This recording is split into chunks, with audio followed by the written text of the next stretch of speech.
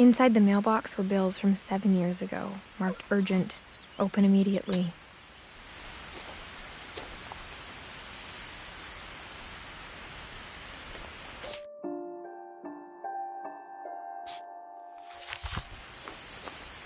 I hadn't been back since my brother Lewis's funeral.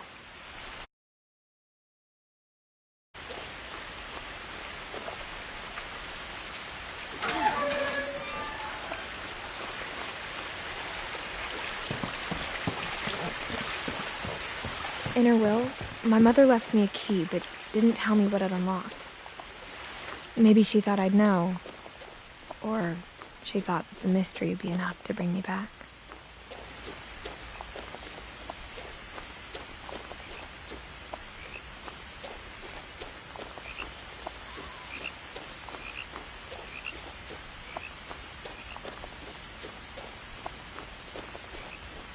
No one had driven this way in a long time, but I saw a few hoof prints.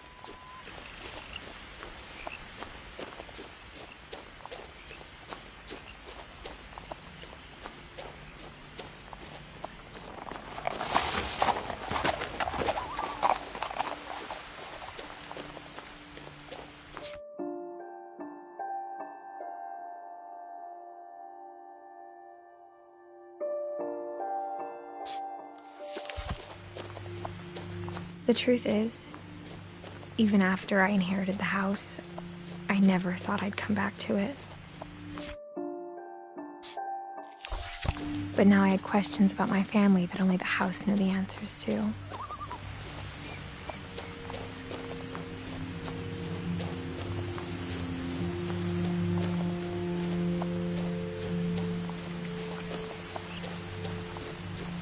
The house was exactly like I remembered it, the way I'd been dreaming about it.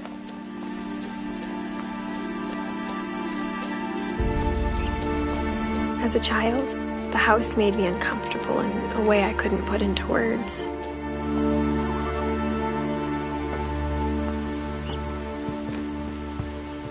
Now, as a 17-year-old, I knew exactly what those words were. I was afraid of the house.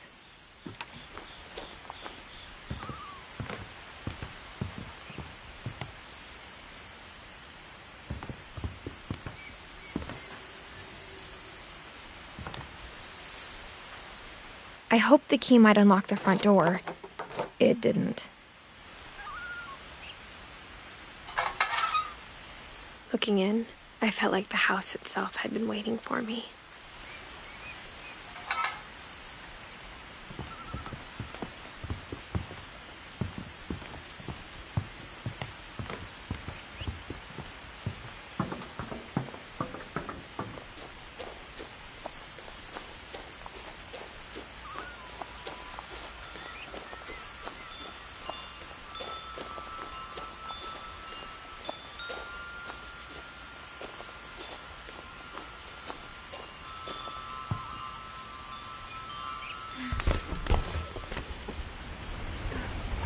Crawling through the doggy door used to be a lot easier when I was 11.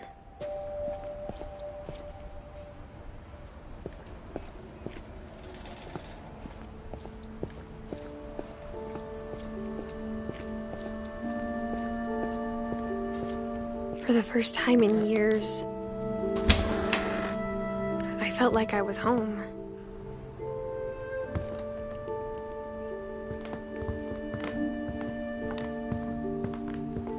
But instead of a family, there were just memories of one. Like how after Lewis started working at the cannery, we all got sick of eating salmon, except our cat, Molly.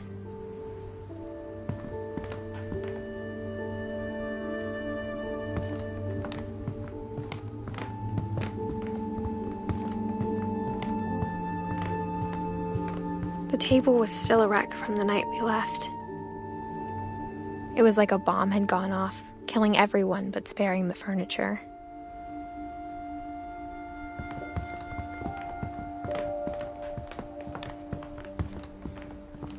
My mom was the only one of us who could imagine Great-Grandma Edie living in a nursing home.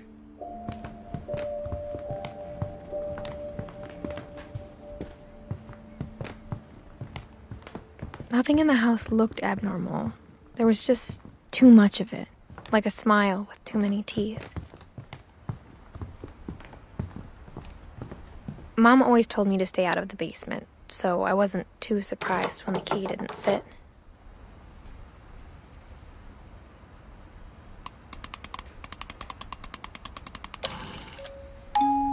Great-Grandpa Sven built a music box for Barbara, along with the rest of the house.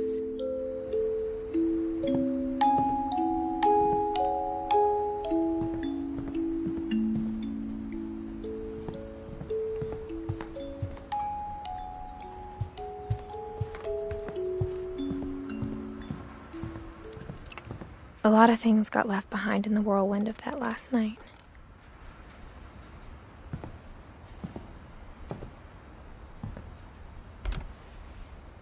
Edie told me once that every Finch who ever lived is buried somewhere in the library.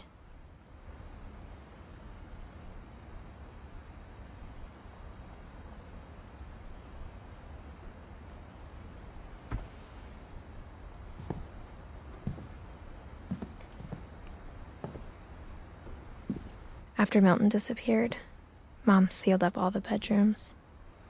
Then Edie retaliated and drilled peepholes.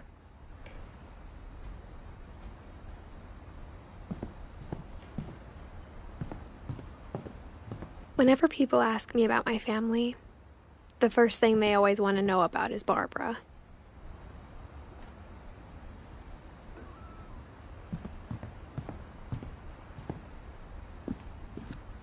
Mom must have locked the third-floor stairs on the night we left.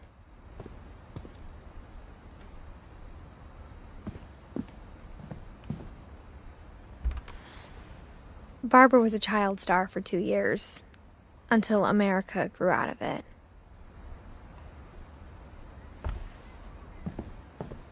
Edie's father, Odin, built the original house.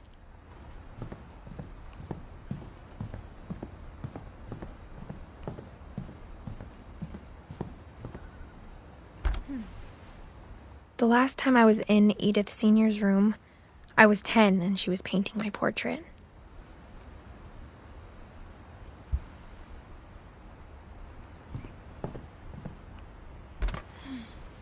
As a kid, I just assumed every house had peepholes and sealed rooms you weren't allowed inside of.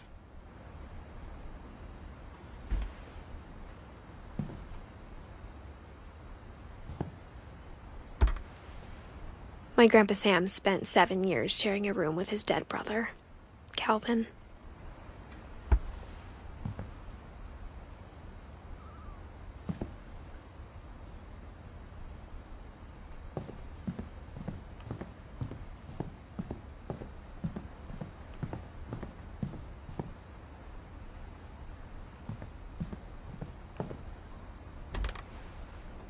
Molly always seemed like a girl I could imagine being friends with, if she hadn't died in 1947.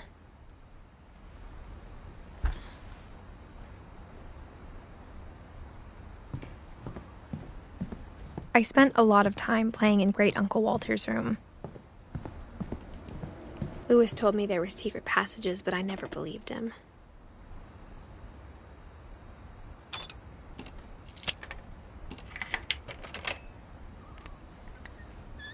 Turns out, my mom was really good at keeping secrets. Now it was time to find out what my mom had been afraid of.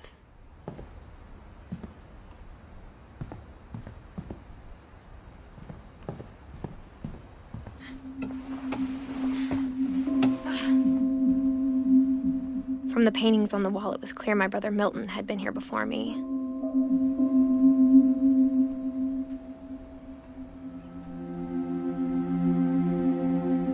Reading this, maybe it sounds like I had a plan, but I had no idea what was behind that door.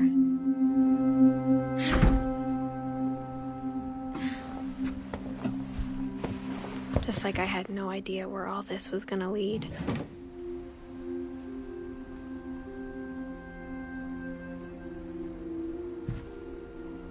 I grew up looking at Molly's room through the peephole. Molly's gerbil had a tiny bedroom with its own even tinier gerbil cage.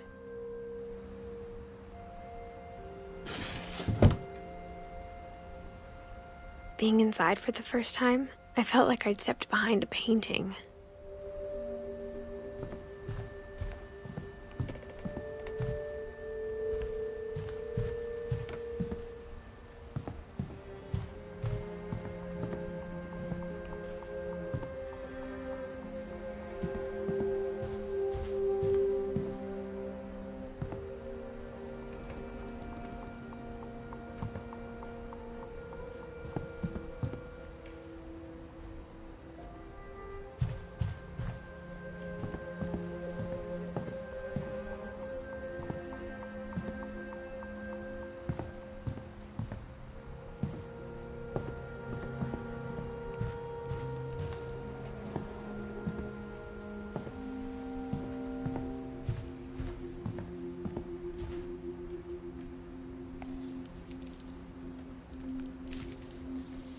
December 13th, 1947.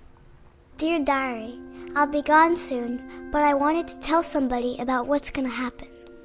It started when Mom sent me to bed without dinner. I woke up and I was starving, so I looked around for something to eat. My Halloween candy was all gone.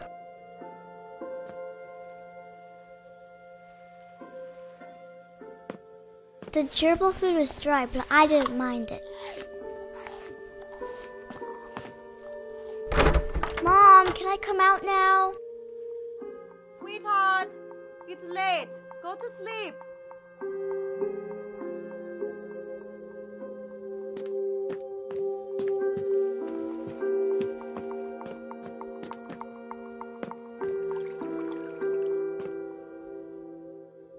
I thought about eating Christopher, but I held back.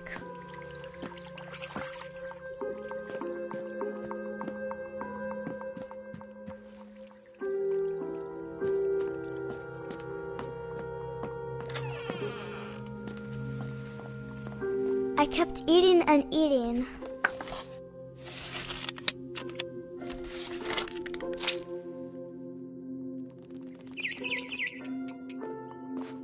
I ate a lot of things that night.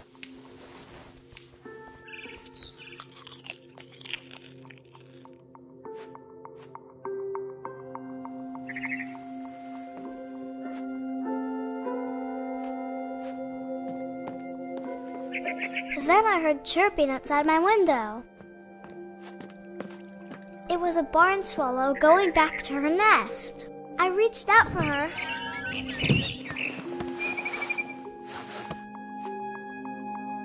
And suddenly, I was a cat.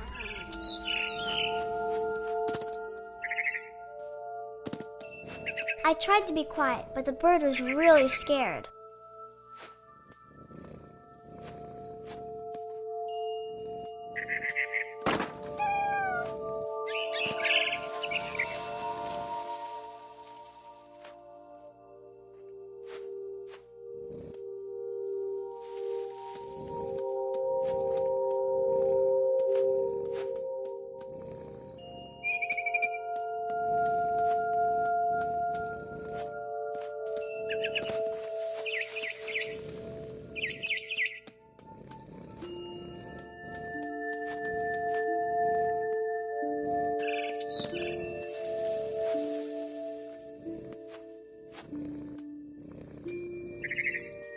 Mom and Dad didn't even look at me.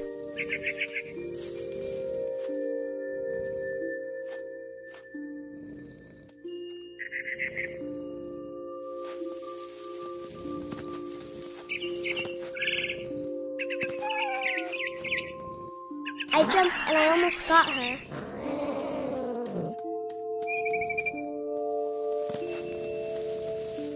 I could tell she was getting really tired.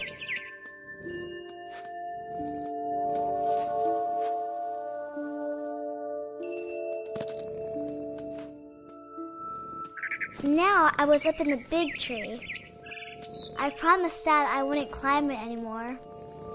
All I cared about was eating that mama bird.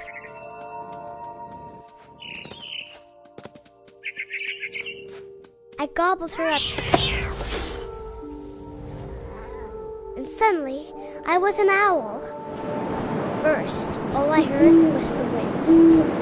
Then I heard little teeth nibbling in the grass.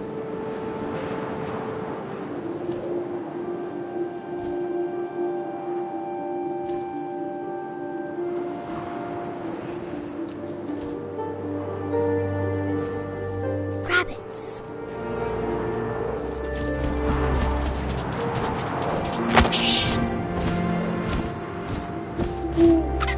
I imagined his face looking up and seeing mine through my talons. I swallowed him up, and I didn't chew one bit. Then I flew off to find something bigger.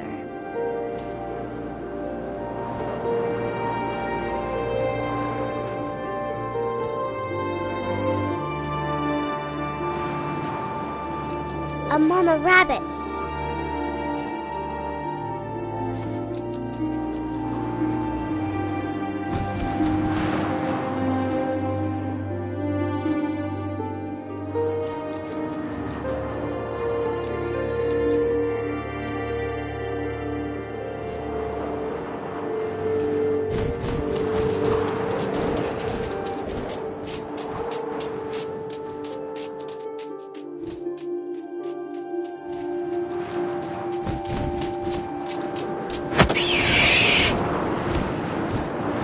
She was almost too big to carry. I started choking, but I couldn't stop eating.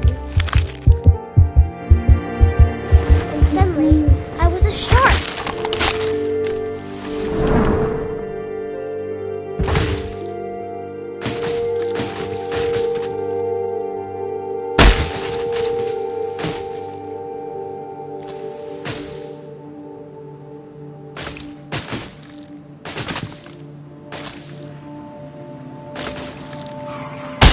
I rolled off a cliff and into the ocean. Now, I was hungrier than ever.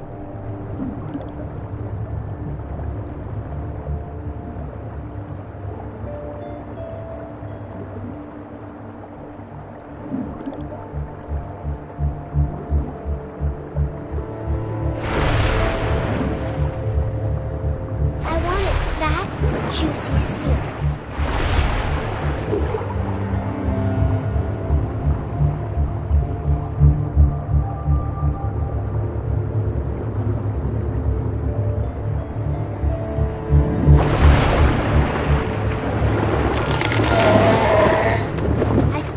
Her flipper, and it tasted really good.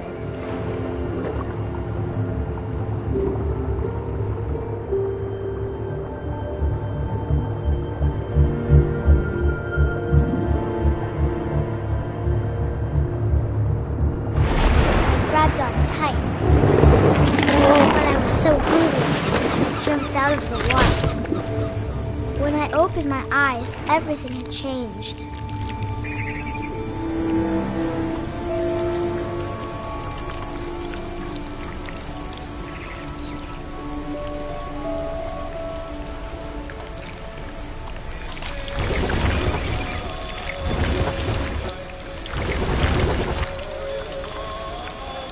Now I was a monster, and I smelled people everywhere.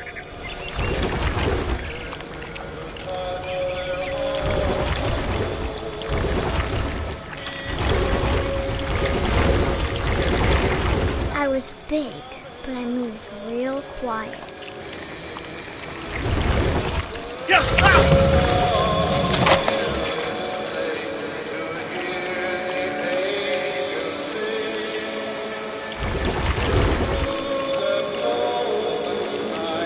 I wanted to stop, but also I didn't.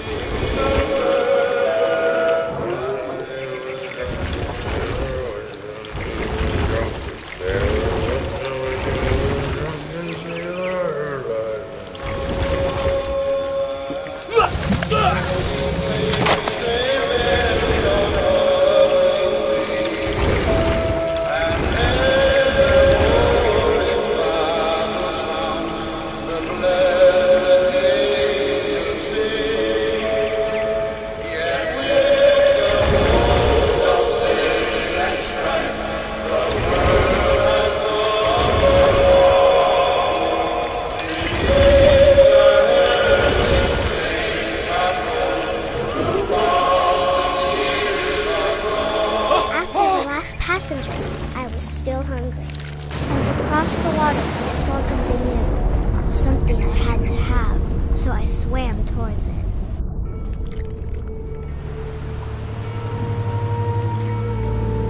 I slithered onto the sand, and the good smell went into an old pipe.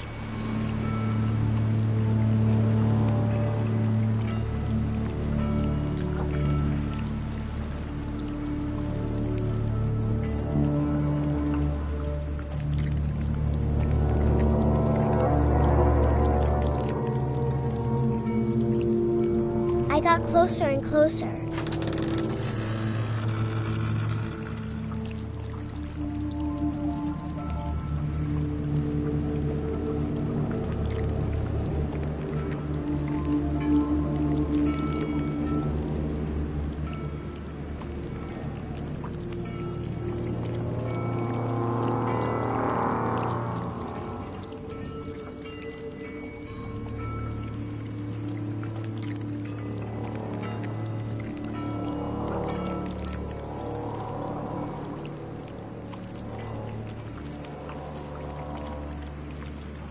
All of my stomach started growling. And suddenly, I was me again. I held my breath for a long time, but I couldn't hear anything. I think it's waiting for me to fall asleep. But it's not going to wait much longer. It needs to feed, and we both know I will be delicious.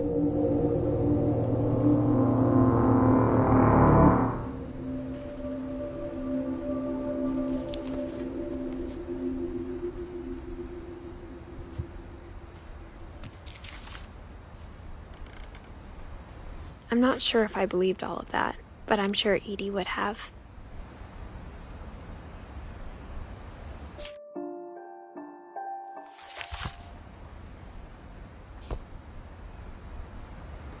I got the sense Edie had spent a lot of time here, before my mom sealed the doors.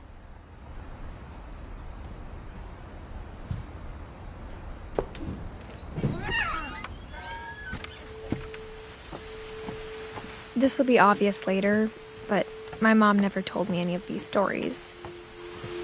Edie would have, but Mom didn't like bringing up the past. Though, when we adopted a stray kitten, she was the one who named it Molly.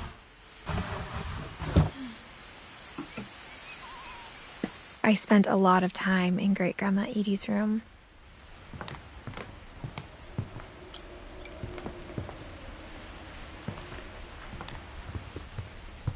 Her room was like a museum. For 500 years, the Finches have been famous throughout Norway for their fortune and misfortune.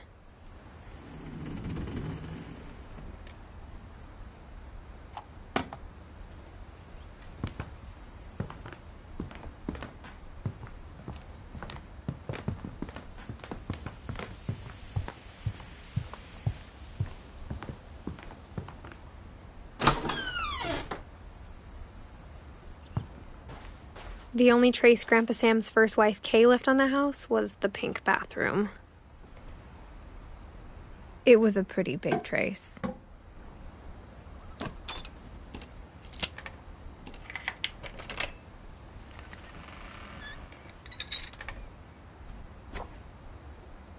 There's a secret in this bathroom.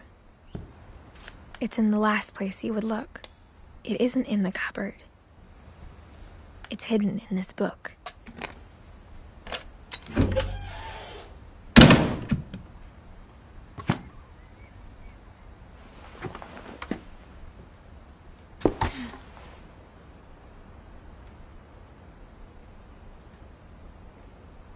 Sven gave Sam an old camera he'd refurbished. He never put it down.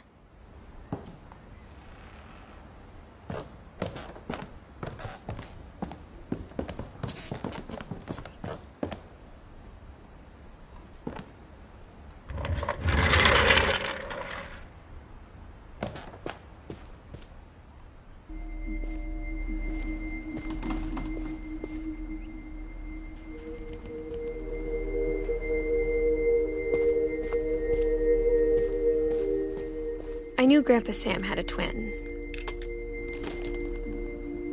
and that he never talked about him. I guess my grandpa didn't like history any more than my mom did.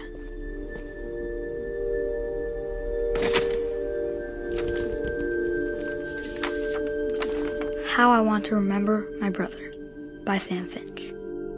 The thing I remember is that when he made up his mind, that was it.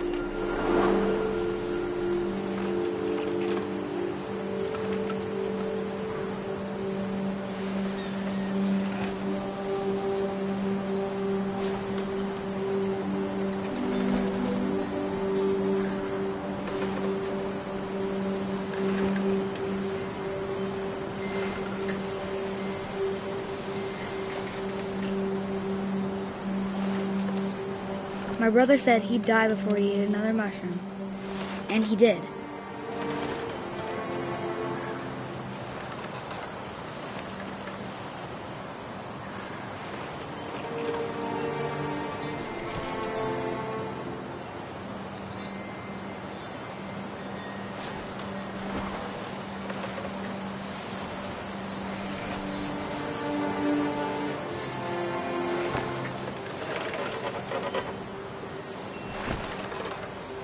At Barbara's funeral, we swore we'd never be afraid again. And he wasn't. I think Calvin always wanted to fly. Sam! Calvin! Dinner's ready! Coming!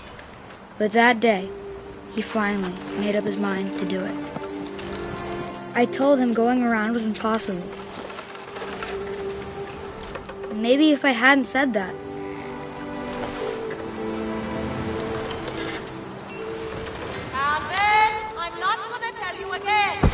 maybe if the wind hadn't picked up, then maybe he'd still be here. But I doubt it. I think he'd already made up his mind. That's what I want to remember about my brother.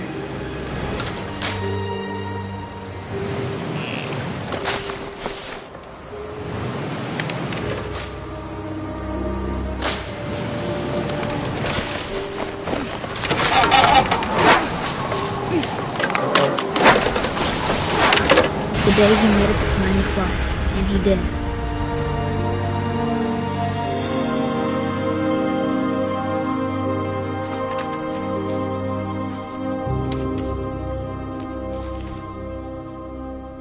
Calvin's story felt strangely familiar. When I was younger, I remember trying to do the exact same thing. After the funeral, Edie roped off Calvin's half of the room.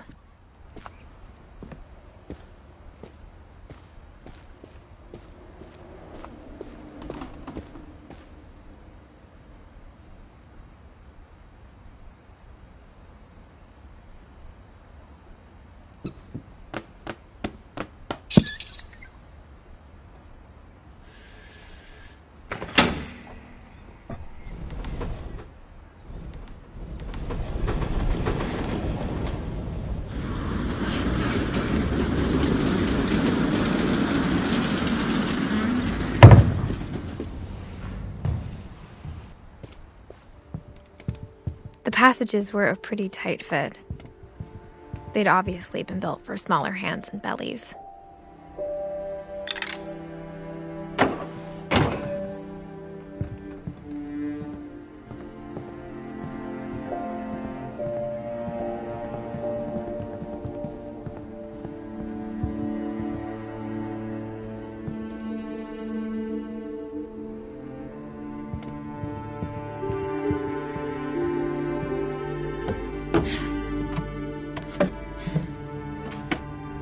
Growing up, I always thought of Barbara as a child star. I never thought about how hard it must have been for her afterwards.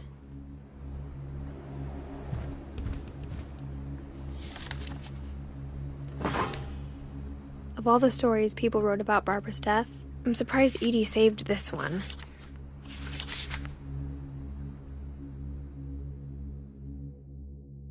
Old Jack here with another ghastly tale inspired by America's most unfortunate family.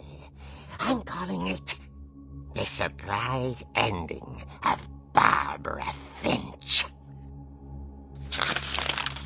As a child star, Barbara was famous for her scream. Now at 16, she was all washed up, a has-been. But in a lucky break, she'd been asked to perform her signature scream at a local convention for monster movie fans. It was just the boost her career needed.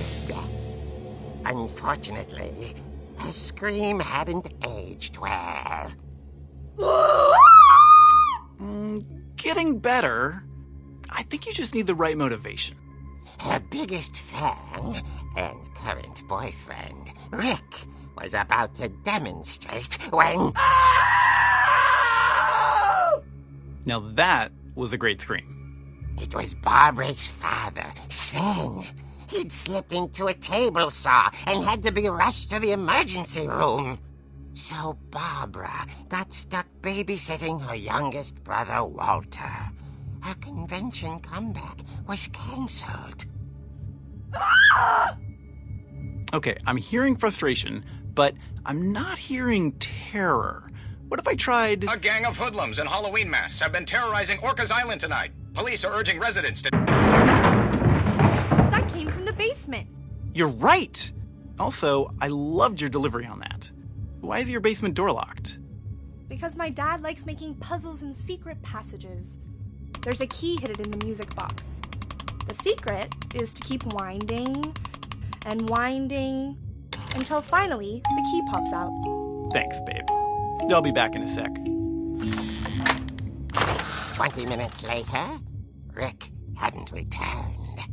So Barbara went to look for him, right on cue. She reached for the music box.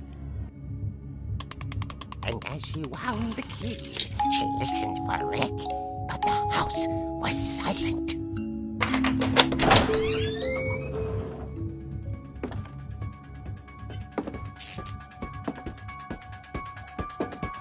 She found Rick's crutch and imagined the worst.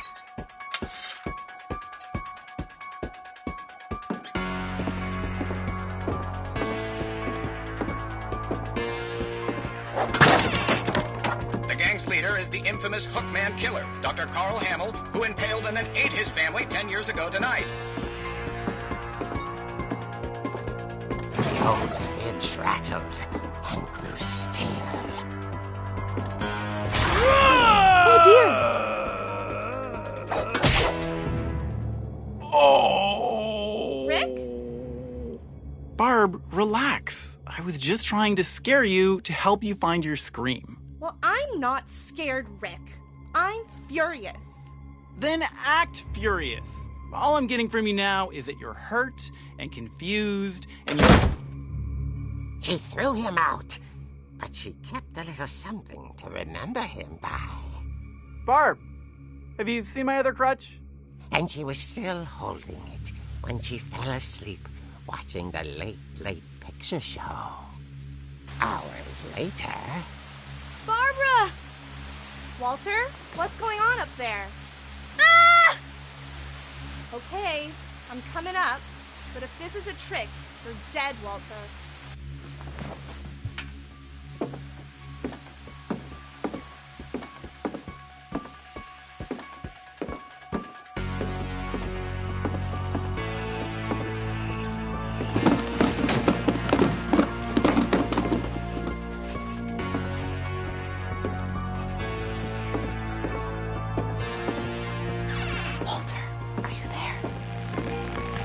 Walter had vanished, but his bedside radio was still on. Orcas Island police describe the man as 6 feet tall, with a steel hook for a hand. Residents are urged to lock all doors and windows and notify the police of any suspicious activity. Barbara turned, saw the hookman, and was speechless. He was quite smashing. And he was. He couldn't get enough. Barbara. There's gotta be another way out of here.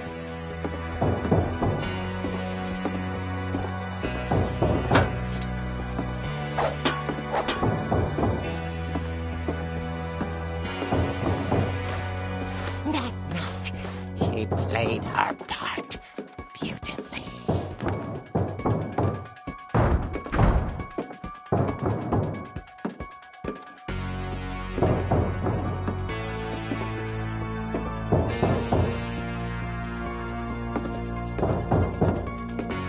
Molly's door hadn't been opened in years. The hinges groaned.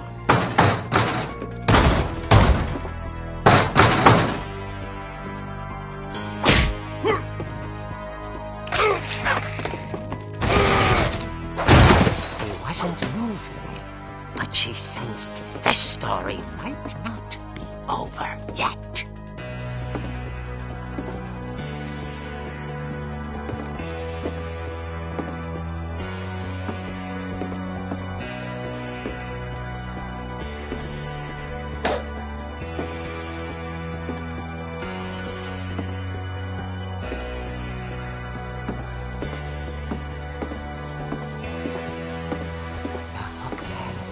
Vanished.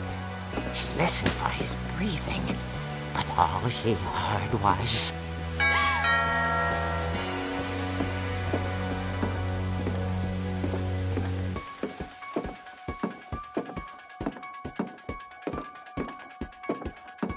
Someone at the door was dying to speak to young Barbara. At the door, she heard whispering. It was coming from inside the house.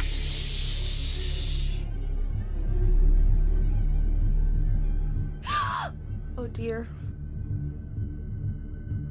The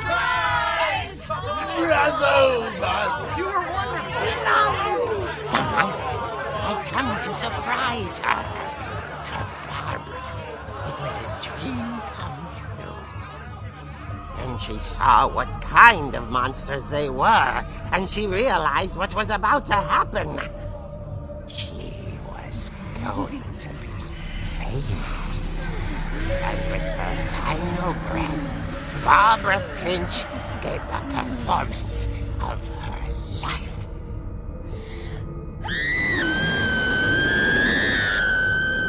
I wasn't there myself, but I hear Barbara was magnificent. Poor girl. She had a taste for stardom.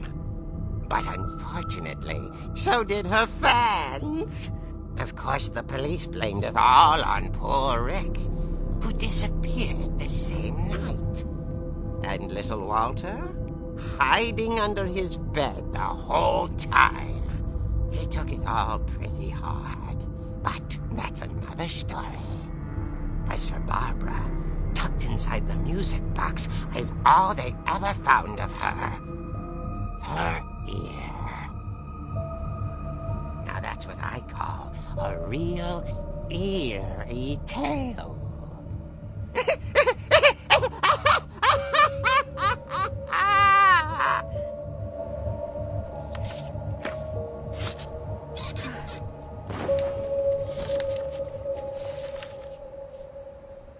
Edie told me all Barbara wanted was to be remembered, as absurd as that comic was. Maybe what Edie saw was a happy ending.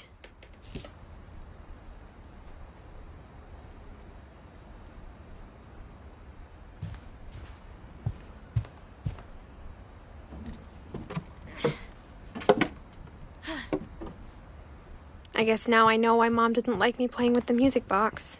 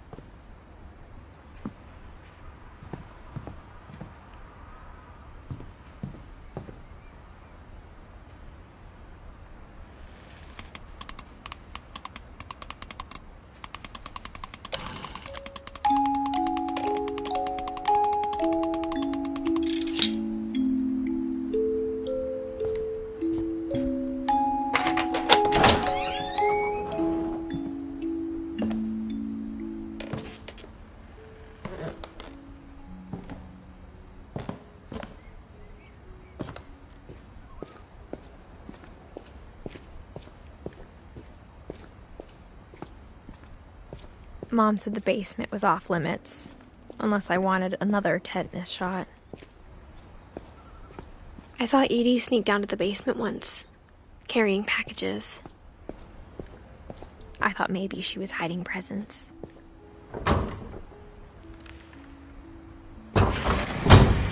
It turned out she was hiding a lot more than that.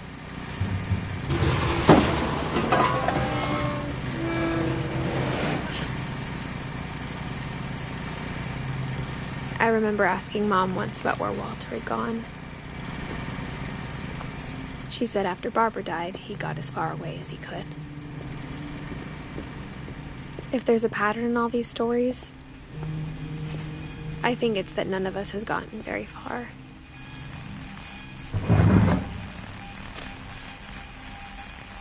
Goodbye, everyone.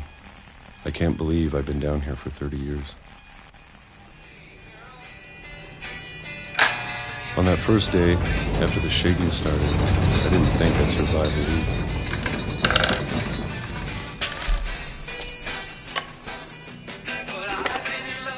But after a few days, I settled into a routine. That's what kept me sane. Having a schedule, living for today. I always expected to be dead tomorrow. But if you wait long enough, you get used to anything.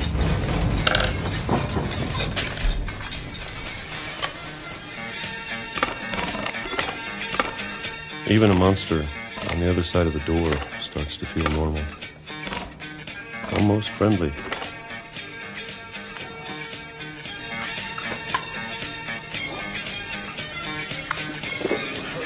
And then one day, everything just stopped. Whatever that thing was, it was gone. Maybe it got tired of waiting. Or maybe I just got tired of being afraid.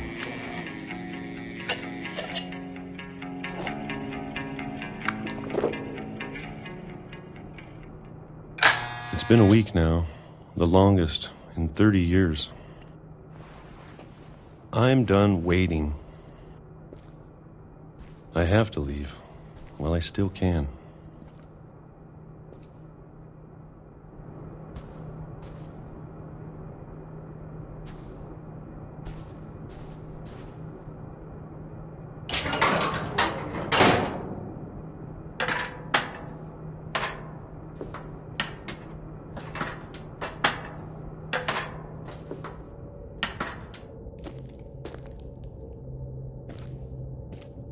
I know it's out there, somewhere. Whatever killed Barbara and Molly and Calvin. Maybe this is all a mistake.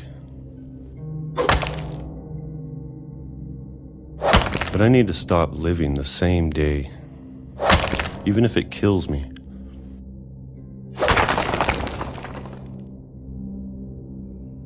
Whatever's out there, I want you to know I'm ready for it. I'm going to appreciate all of it, especially the food. I don't mind if I only have a year left, or a month, or a single week. I'd be happy with one real day. I can already imagine the sun on my face.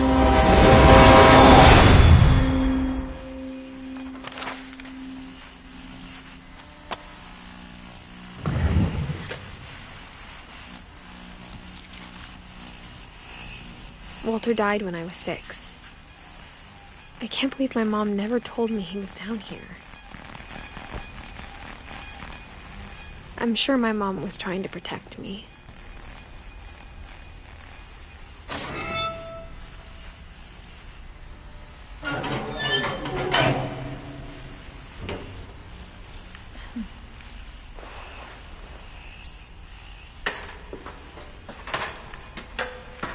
Maybe she was afraid I'd end up like Walter. But if she never told me about an uncle under the house, I can only imagine what else she was hiding. I don't want to make the same mistakes she made, trying to bury something that's still alive.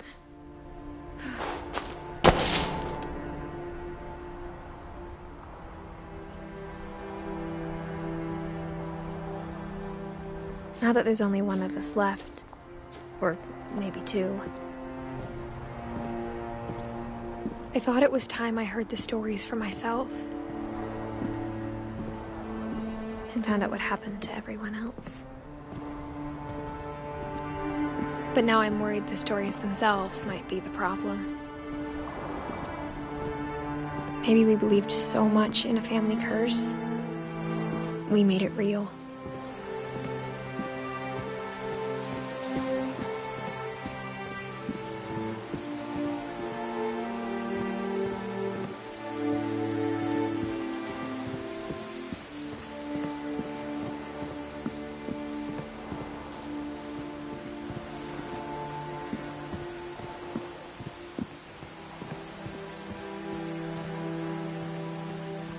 I don't know if I should even be writing this.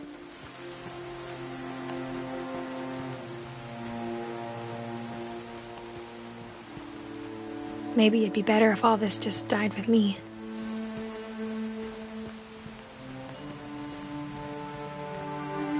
But I thought you should know about your family.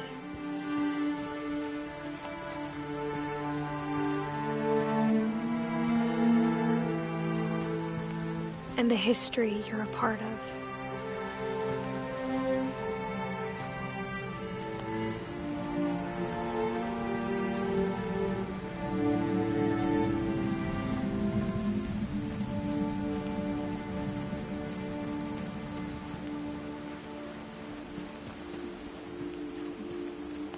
Though to be honest, I feel as lost as you probably do right now.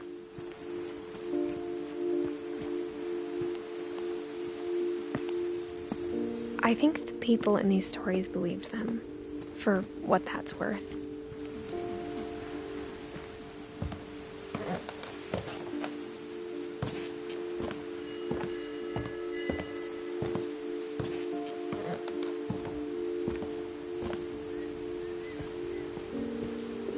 And when you look at the house, that history of imagination and stubbornness and madness, any of it seems possible.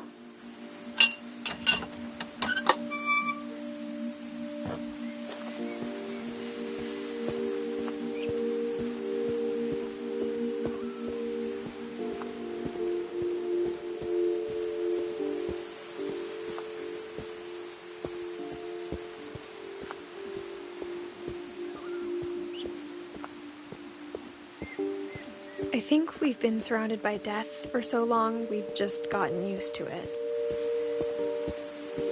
What kind of family finishes building a cemetery before starting the house?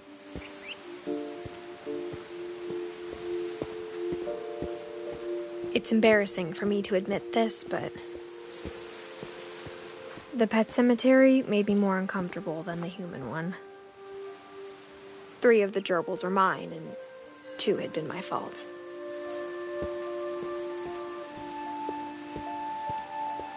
Sven built the house, but it was Edie who designed the cemetery. I'm sure Odin's monument had been Edie's idea. My mom was always trying to move on, but for Edie, the past never went away. She could see it poking out of the water at low tide.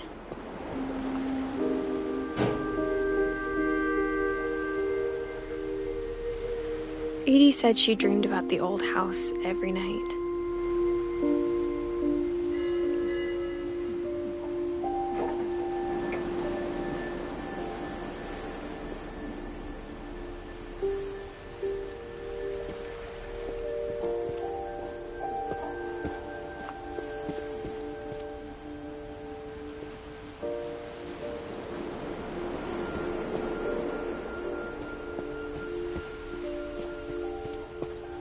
Edie's side was always easier for me to understand. But the older I get, the more I can see where my mom was coming from.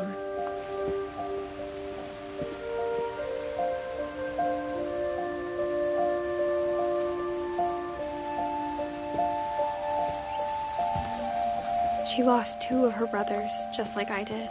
I get why she tried so hard to protect us. There's so many things I wish I could ask my mom now. Part of me thinks this is what she wanted all along. For me to come back someday and find everything out for myself.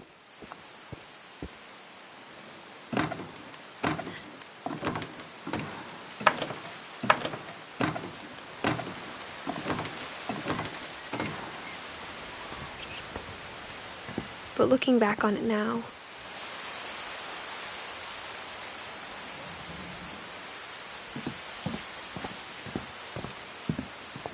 if she told me there was going to be so much climbing, I never would have come when I was 22 weeks pregnant.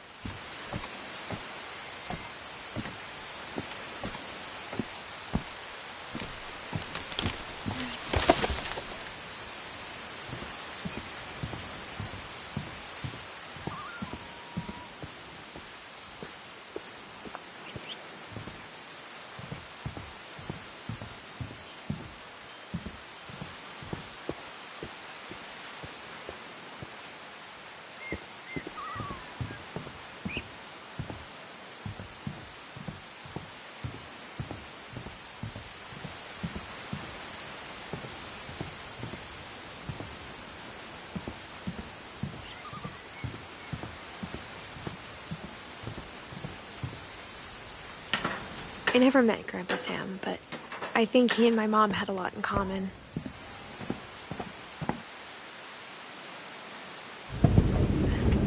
They were both pretty intense.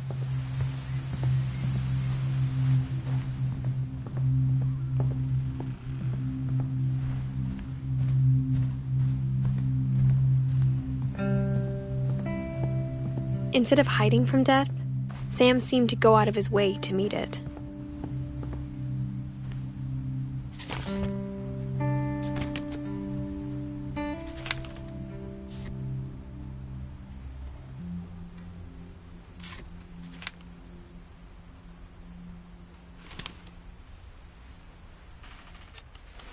Dawn, I promise, you'll never forget this weekend. Yes, sir. These memories are gonna last a lifetime. Am I gonna have to shoot anything? It's a hunting trip. Perfect. It's gonna rain the whole weekend, isn't it? I will never forget this weekend, Dad. Okay, got it. I'm gonna take some pictures, okay?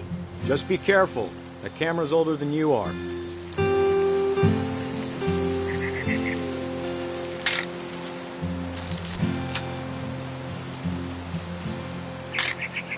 You're right, Dad. It's starting to clear up. Still freezing, though.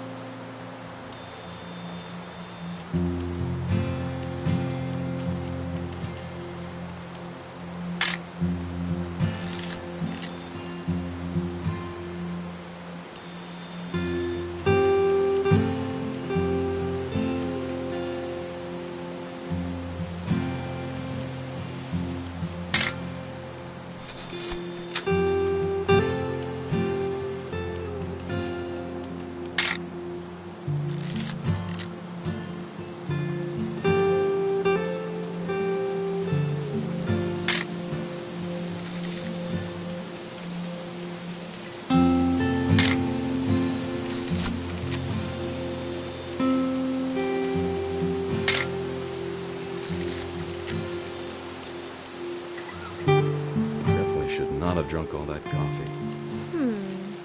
Hold. Hey! That's a keeper. I'm just saying, I'm not always gonna be here, Dawn. You'll need to remember this stuff, if you want to survive. I'll be fine, Dad. You know who else thought he was gonna be fine? Some guy who died. Dawn, I'm being serious. I know, Dad. You're always serious. Doesn't being out here make you want to chill out? Well, to tell you the truth, I haven't been out here in 20 years.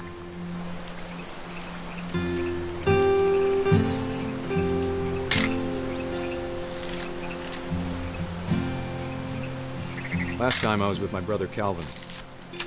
Man, that was a great trip. Your grandpa Sven taught us how to fish, how to build a fire. We found an old logging trail. There were deer everywhere. I bet if I could remember where that trail was, we'd spot a buck for you in no time. Give me a minute to check the map.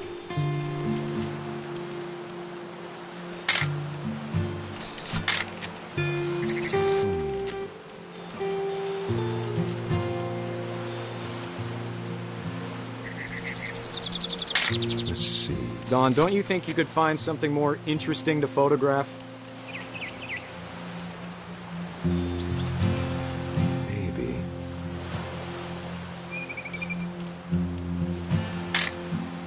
You don't need to waste any more film on me, kiddo. Or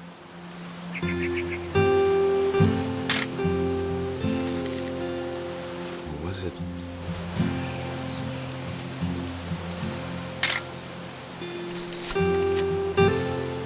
Could have been.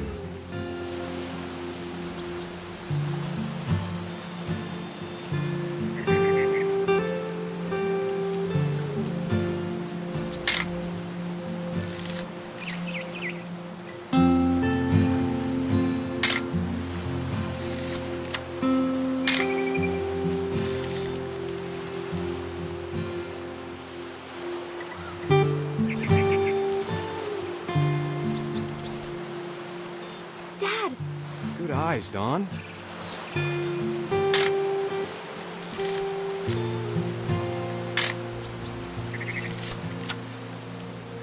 Before you take the shot, let me get a picture of you.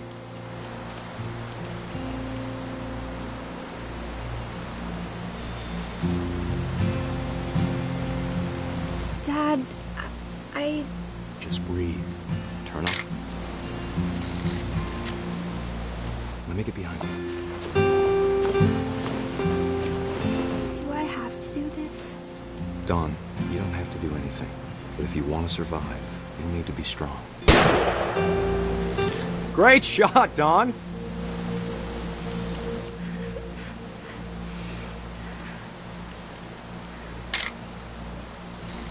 I'm proud of you, Dawn. Always remember that, okay?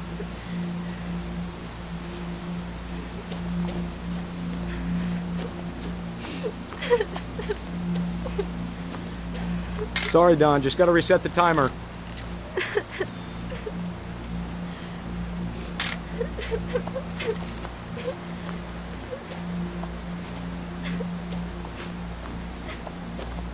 Dad, it's twitching.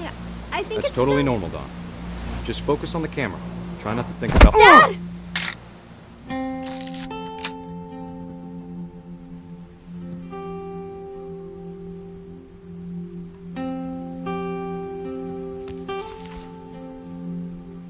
Of all these stories, that's the one I wish most that my mom had told me.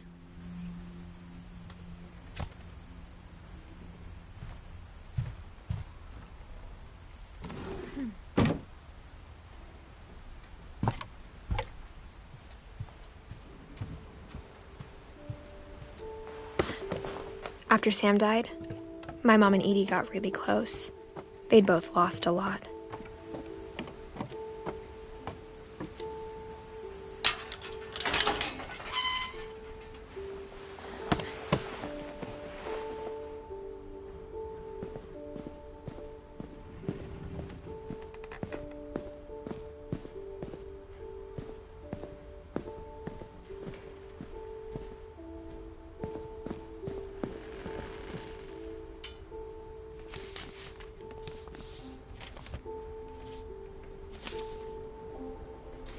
Dear Kay, do you remember the way Gregory used to laugh when he thought he was alone?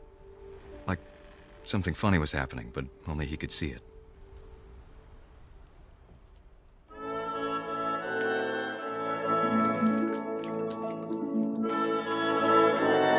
I think he saw things the rest of us don't.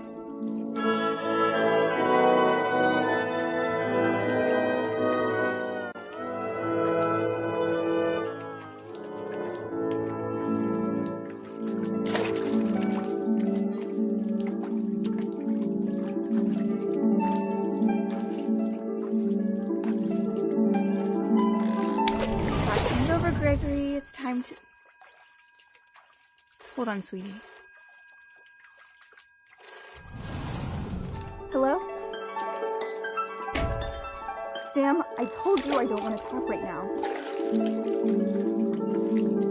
I wonder what he saw.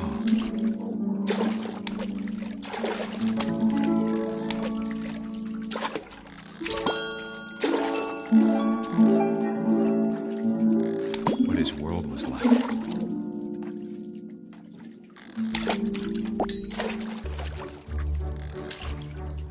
He reminded me so much of Calvin. Lost in his imagination.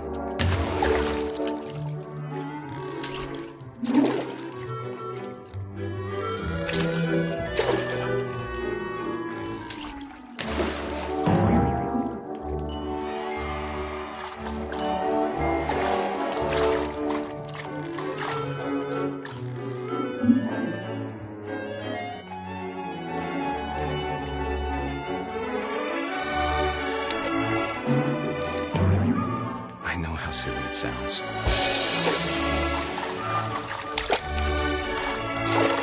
But I worried about a baby being too happy. But I could feel him slipping away. Sorry about that, Gregory.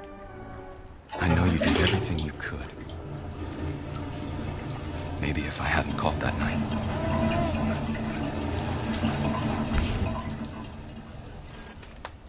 Hold on, I don't want Gregory to hear this.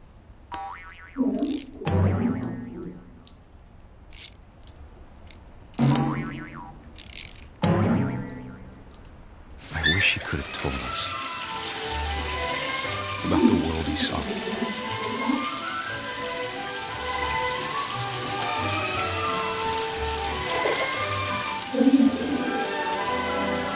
There's so much I don't understand about Gregory, about everything.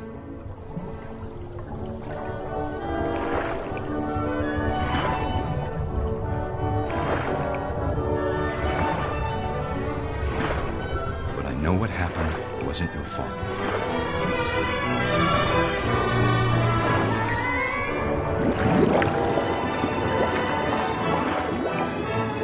I'm sure he's happy. And he'd want you to be happy too. Good luck, Kay. Love, Sam.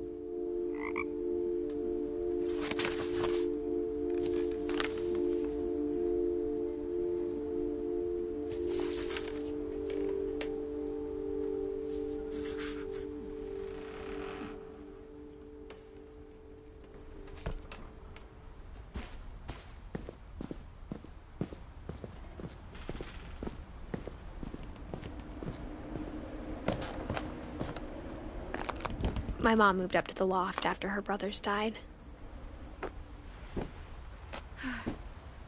At the time, it was as far away as she could get.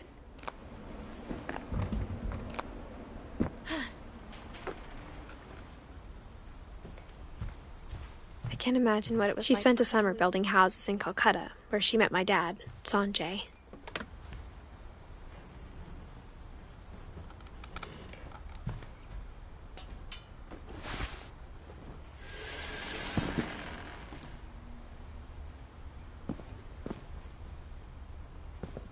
I can't imagine my mom ever writing poetry, and yet...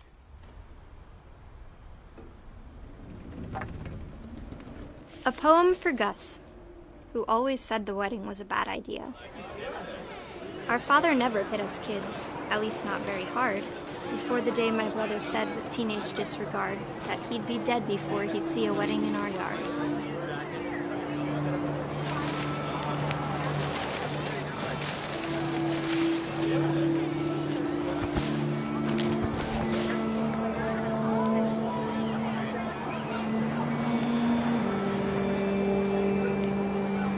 My father made him come, of course, but Gus stood far apart, just flew his kite and bottled up the storm inside his heart.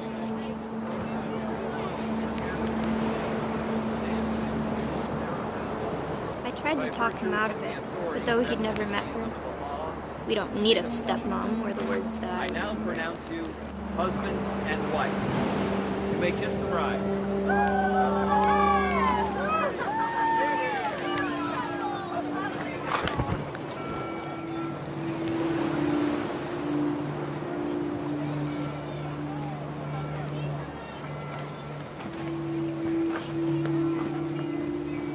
When the time for photos came, Dad ordered him to come here. But Gus declined, and as a sign held up his middle finger.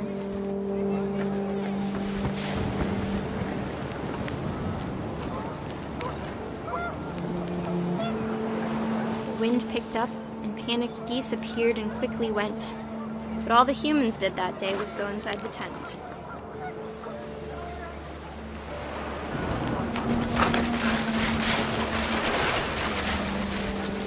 The rain came down in buckets then, but no one seemed afraid that nature might destroy the tent our dad had crudely made.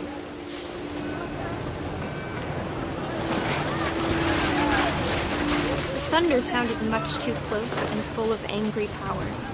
But all my father said to this was, "Make the music louder."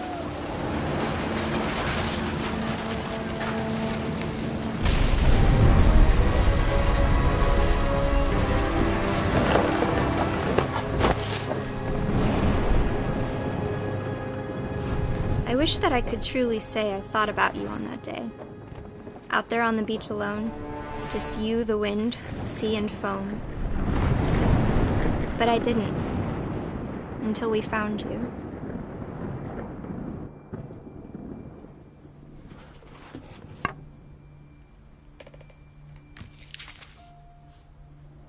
She never talked about him, but Mom told me once if I was a boy, they were going to name me Gus.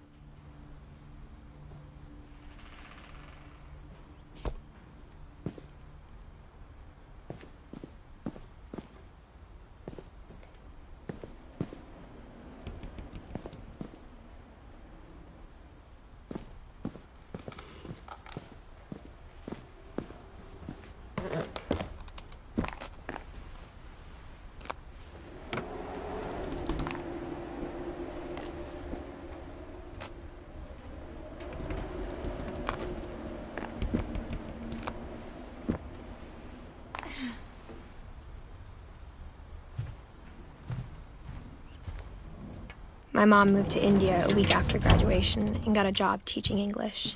Louis was born a year later. When my dad died, I don't think Mom knew where else to go. I'm sure Edie was happy to have her back. And to see kids in the house again.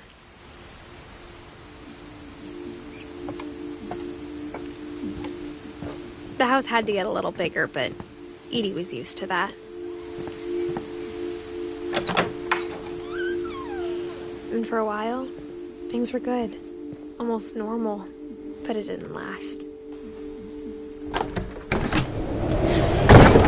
The beginning of the end was Milton's 10th birthday, when Edie gave him a castle. After Milton disappeared, the only thing he left behind was a room full of paintings.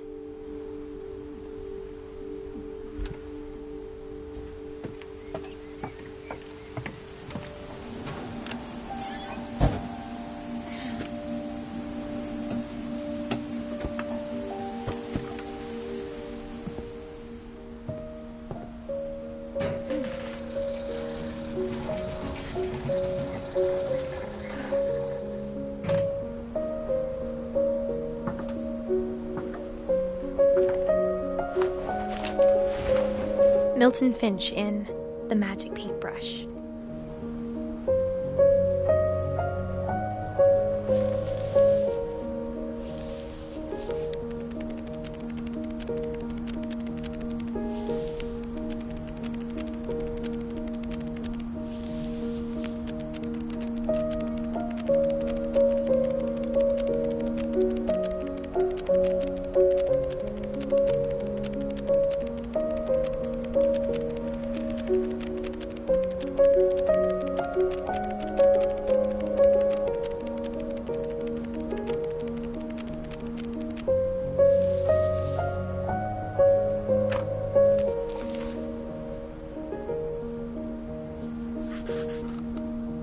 PS4 when Milton disappeared.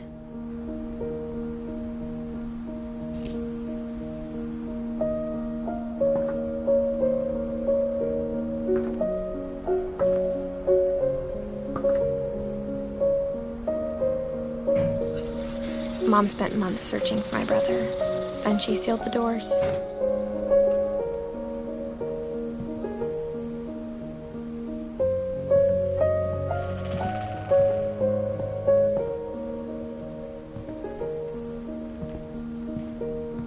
I think Edie was happy to finally have another painter in the family.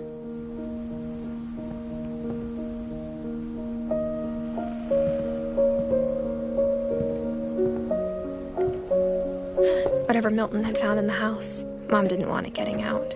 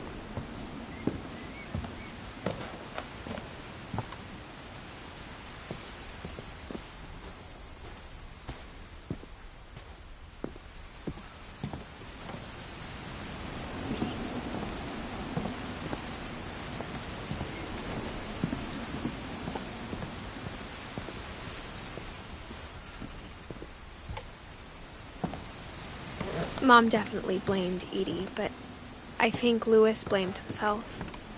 After he graduated, he just spent more and more time in his room. Until Mom got him a job at the cannery. Everyone always told me to stay out of Louis's room. Except Louis.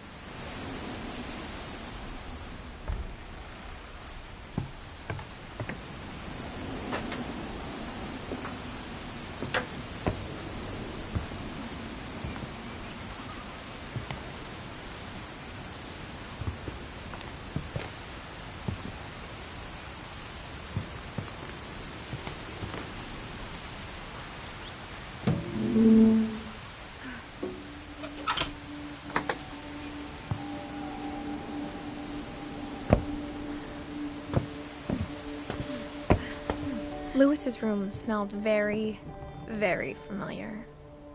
That part of him lived on.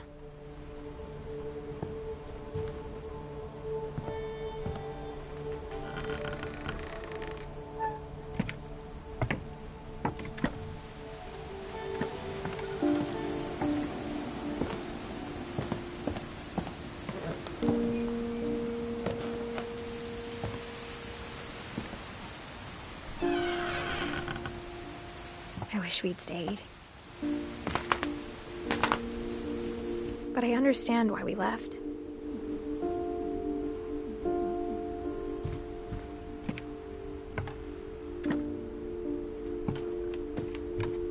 What happened that night had been coming for a long time. Maybe it should have come sooner.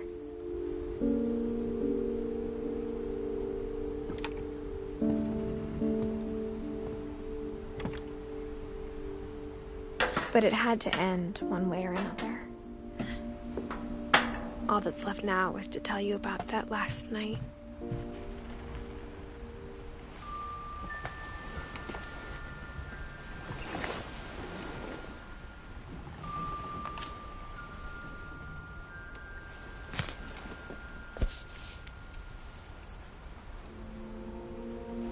That whole last day, Edie just watched us pack and didn't say a word. Until supper, when she raised her glass and said, to our final night together, and all our final nights apart. Grandma, you know what I said about alcohol. Some of your medications are very Edith, specific. I left a present for you in the hallway. Why don't you go open it? The grown-ups have to argue now. I'm sorry, you're right. We're all leaving tomorrow. Let's just enjoy our last... I'm not leaving. Edith, you're excused.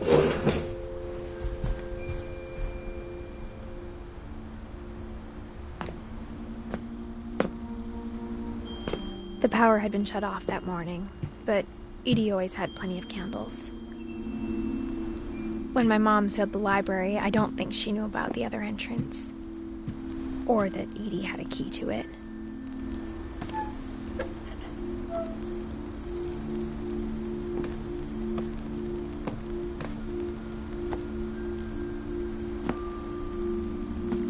That thing you're afraid of isn't going to end when you leave the house. Edith has a right to know these stories. My children are dead because of your stories. I think it's best if Edith and I leave tonight. We'll have the nursing home send a van for you in the morning, okay?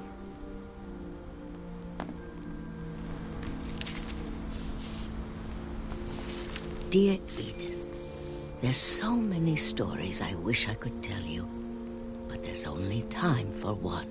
This is about what happened on the night you were born.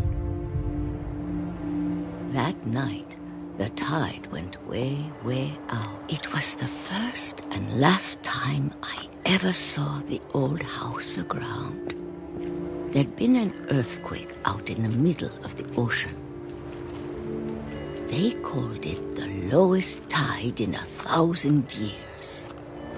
God, it smelled awful. You know, I've seen that house every day of my life.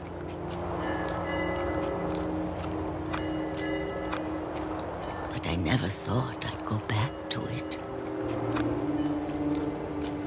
When the fog rolled in, I lost my way.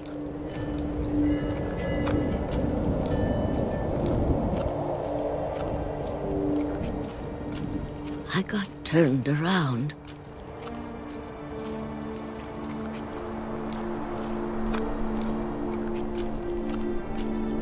I started seeing things.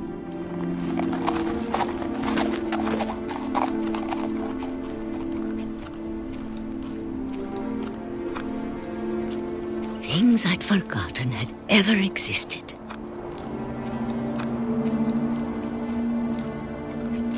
But when I saw them, they felt like old friends.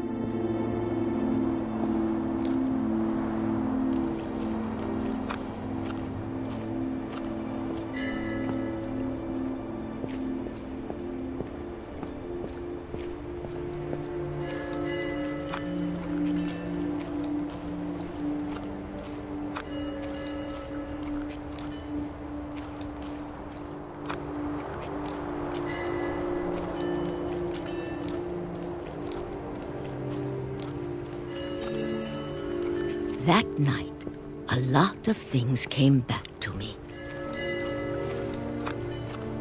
Or maybe I came back to them.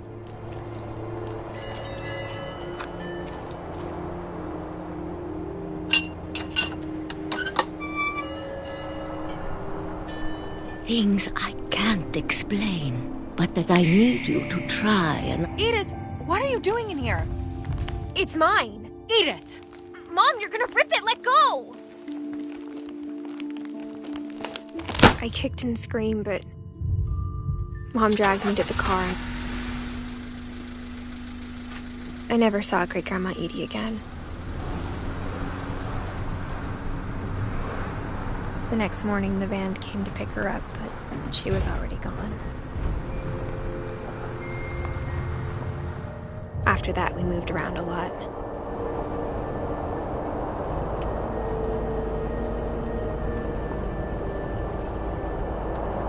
We both tried to make the best of it.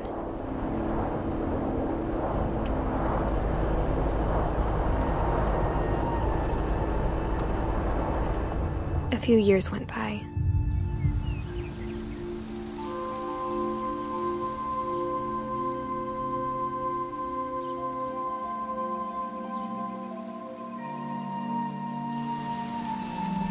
My mom didn't like to talk about it.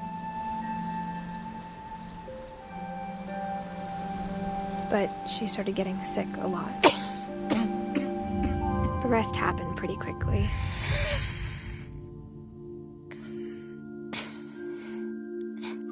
She got better for a while, and then she didn't.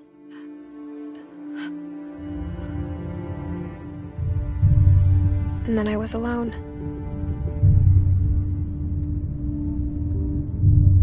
The last Finch left alive.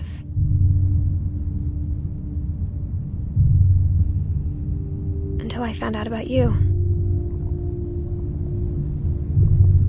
I'm still not sure what to tell you about all this. If we lived forever, maybe we'd have time to understand things. But as it is, I think the best we can do is try to open our eyes. And appreciate how strange and brief all of this is. This journal was supposed to be for you.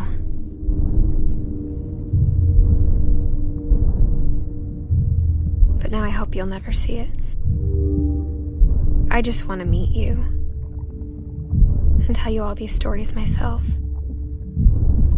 But I guess if you're reading this now, things didn't work out that way.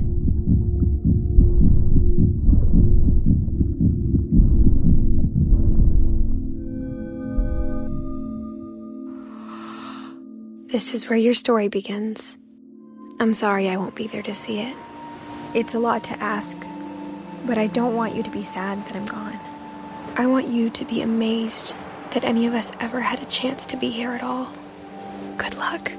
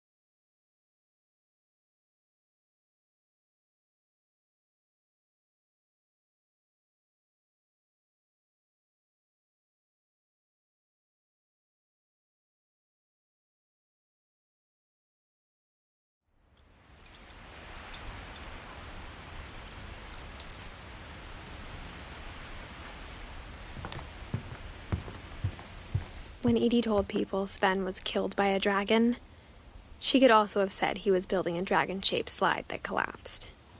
She could have, but she didn't.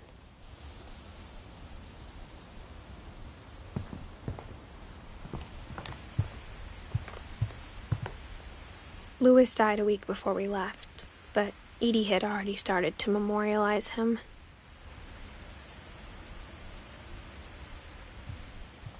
Her room was like a museum.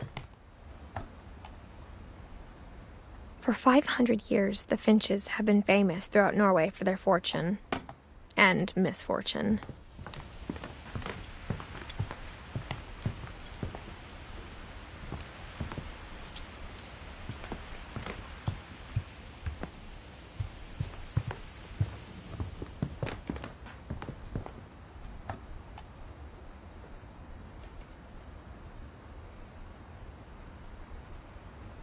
Odin Finch buries the latest victims of the family curse, his wife Ingeborg and their newborn son, Johan.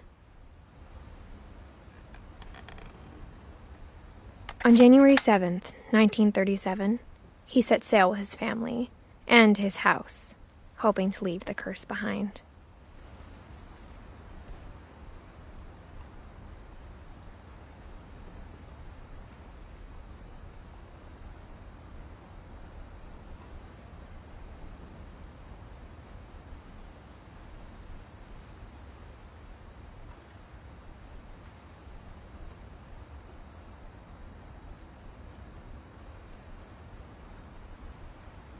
But 40-foot waves off the coast of Washington send the house and Odin to the bottom of the sea.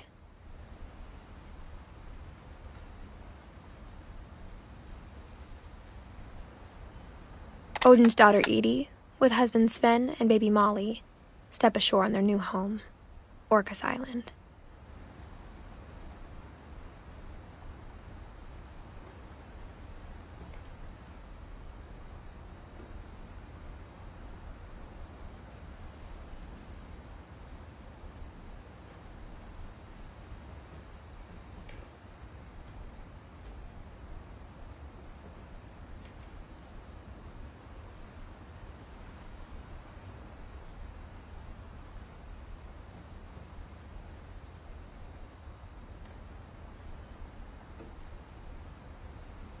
Odin Finch is the first to be buried in the new family cemetery.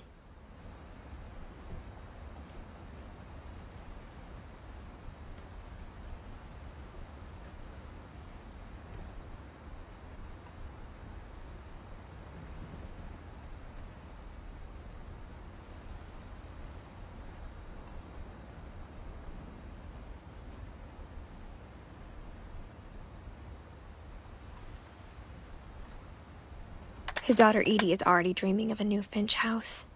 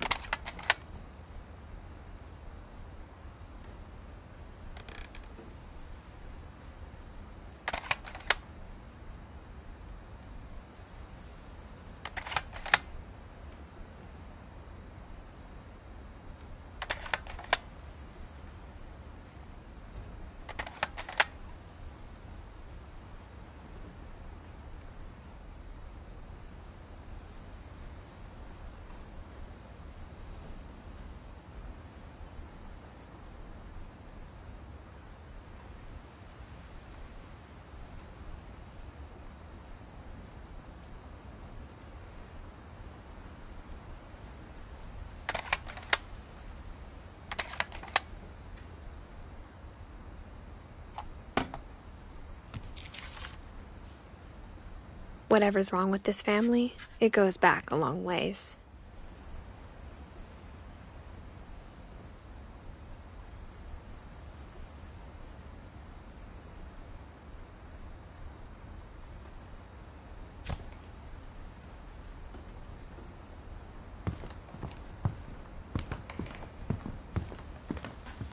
Edie knit me a new pair of gloves every year, just in time to replace the old ones.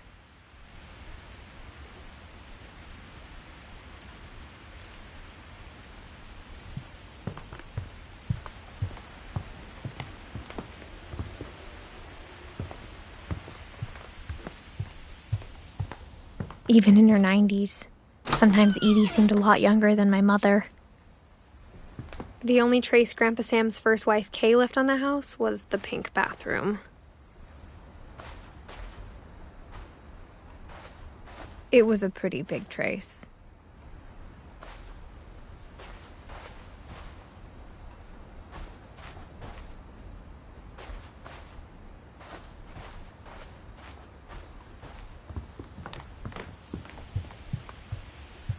Edie gave a big interview about a mole man living under the Finch house. My mom was furious. I hadn't thought of myself as Edith Jr. for a long, long time.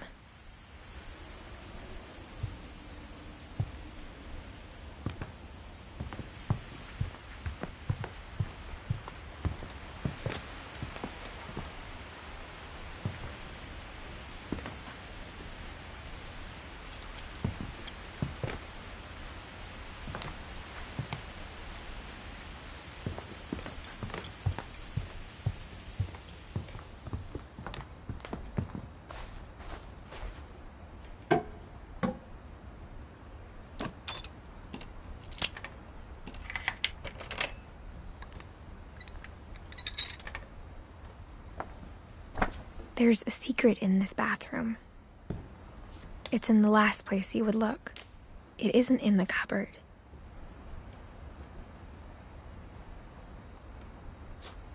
It's hidden in this book.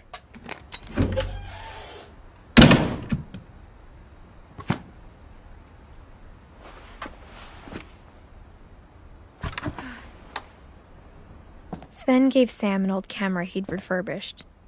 He never put it down.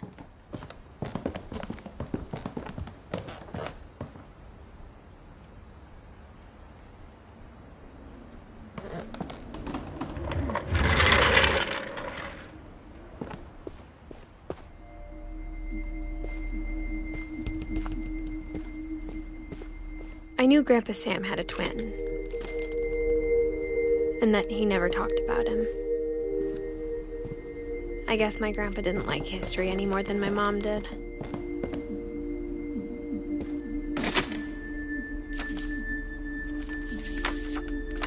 How I Want to Remember My Brother by Sam Finch.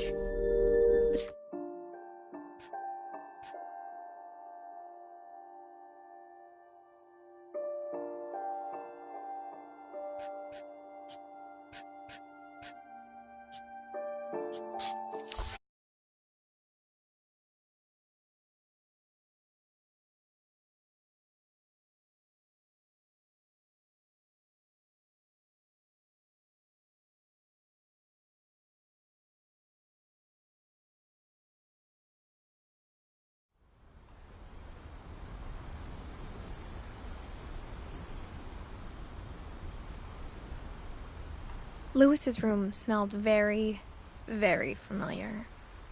That part of him lived on.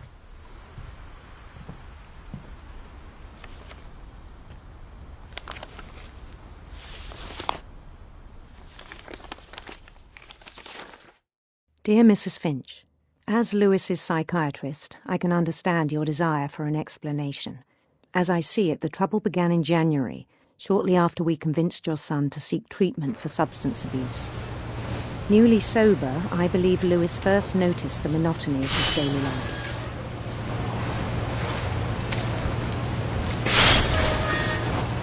He kept working at the kennel, but he withdrew part of himself. In our sessions, I saw the same behavior. His mind began to wander.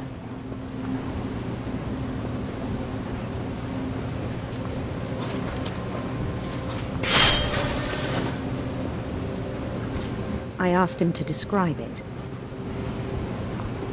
He said he started small, imagining a labyrinth.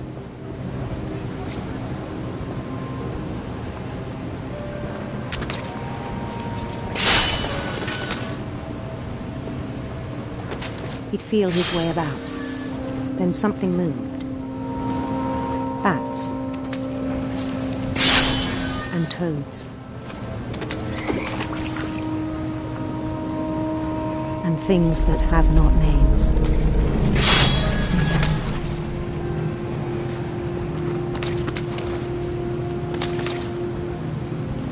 He knew it was all in his head.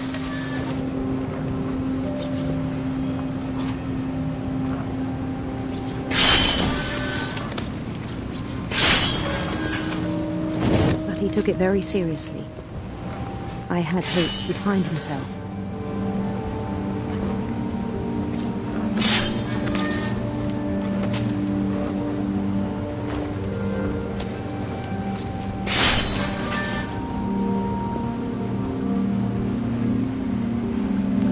But he found something more.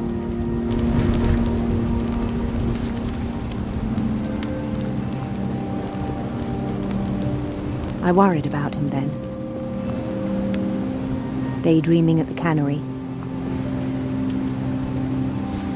I spoke with his boss. But he said Lewis had become a model employee. Methodical, tireless, focused.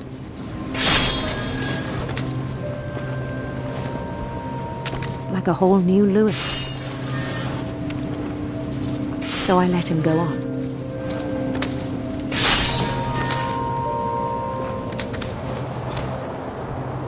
I even encouraged him.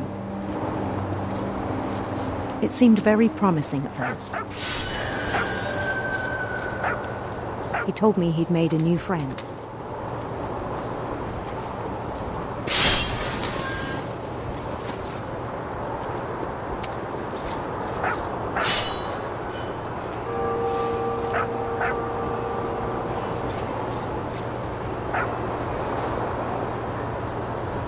On the edge of a city he named Lewis Topia.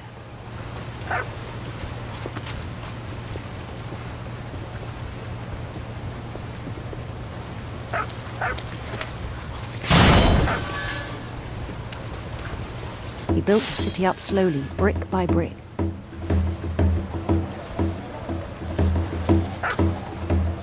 Then he made musicians.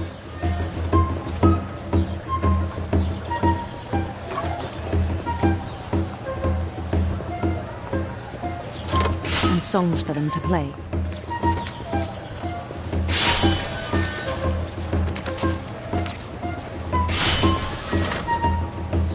He talked about starting a band.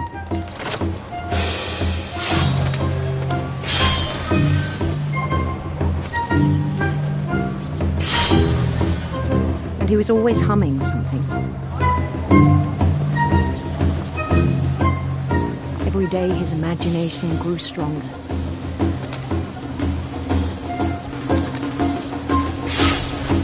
He no longer spoke at the cannery. But his chopping was as reliable as ever. Then one day it struck him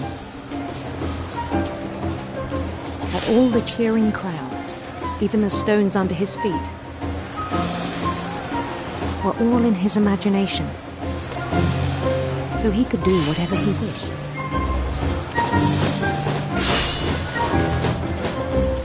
He held an election for mayor. And he won. They begged him to stay, but his mind was already wandering. It became a game for him.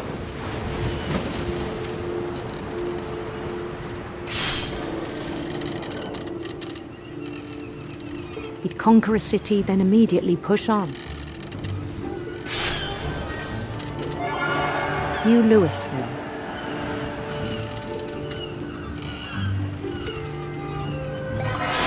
St. Louis. He started drifting away from our reality.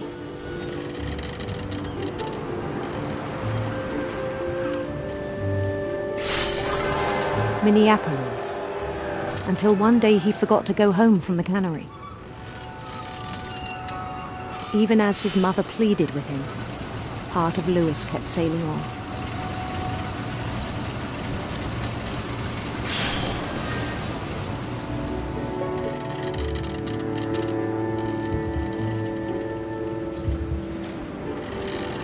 In Louisburg, he heard rumors of a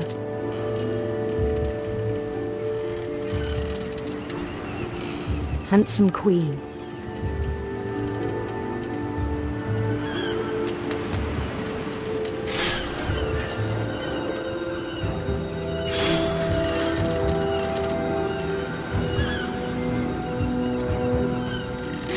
The queen was on her own quest for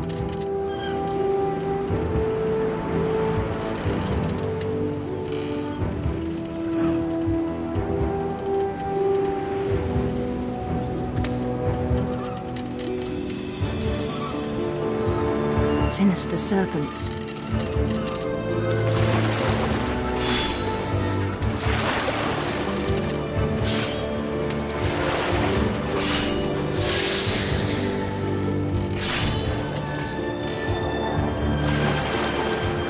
He followed the sound of her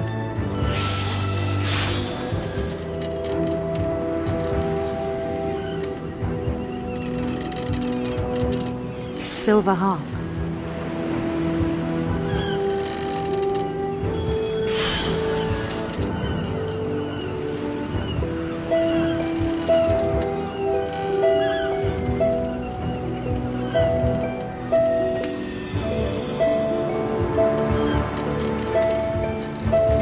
His chase led him to a golden palace east of the sun and west of the moon. Even then, his logic remained sound. He knew the world was all in his imagination.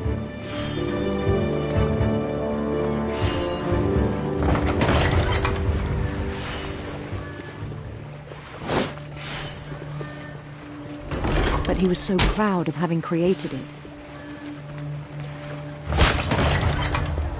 In his own eyes, he'd become something greater than a king.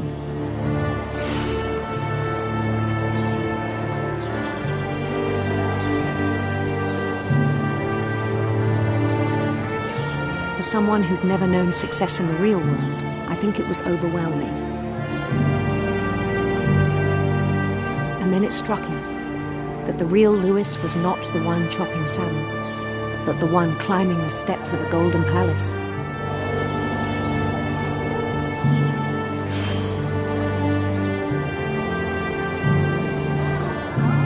My imagination is as real as my body, he told me.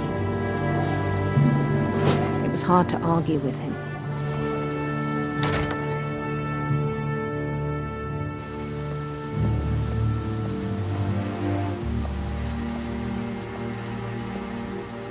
Began to forget the world we know.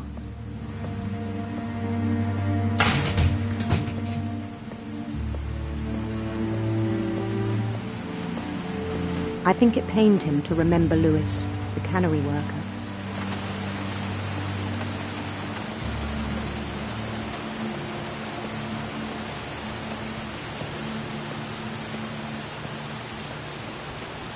He began to despise the man with a royal contempt.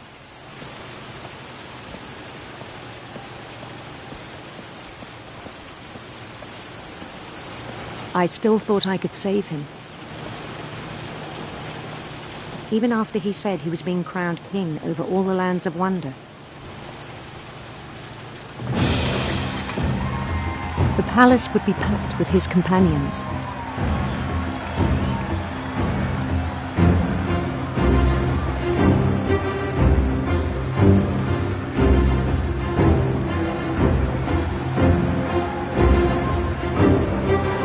Including the wise Calico who'd insisted on inviting him.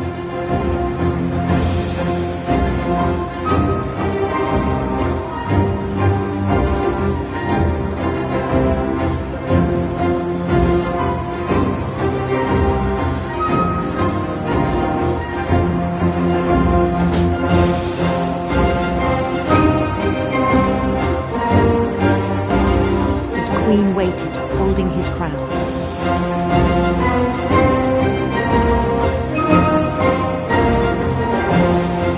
There was only one thing left to do.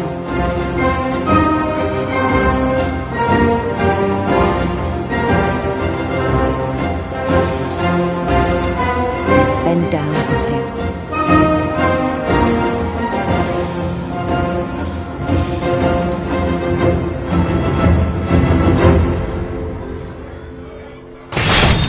And the rest I think you know.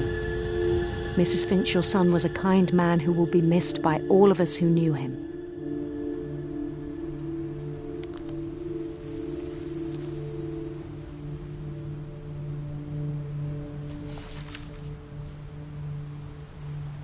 My brother was really cool. I wish you could have met him.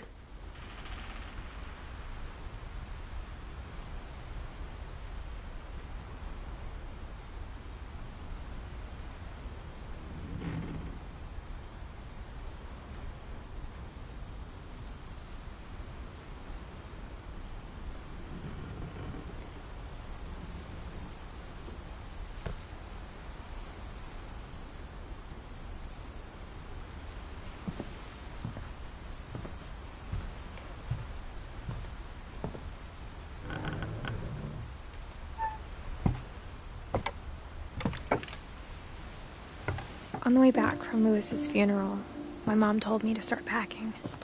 She waited until the day before we left to tell Edie. I'm not sure if she wanted to make it easier or harder.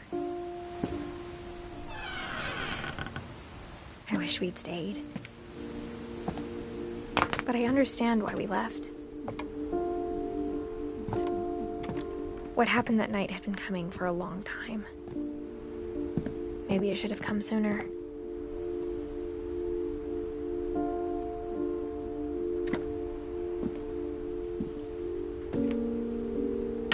But it had to end one way or another. All that's left now is to tell you about that last night.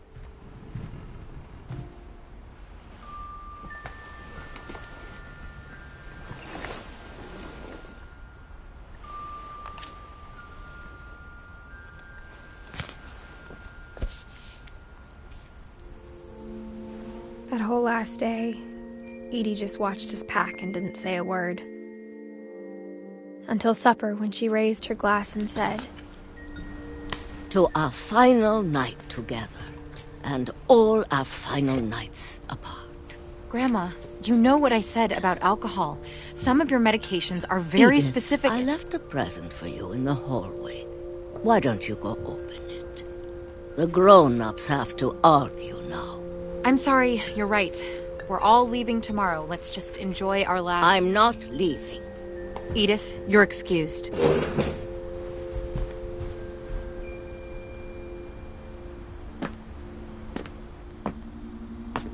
The power had been shut off that morning, but Edie always had plenty of candles. When my mom sealed the library, I don't think she knew about the other entrance, or that Edie had a key to it.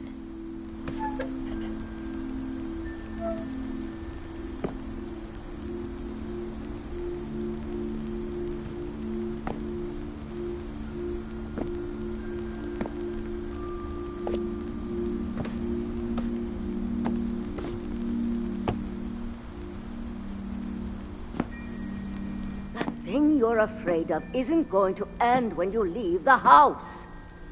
Edith has a right to know these stories. My children are dead because of your stories.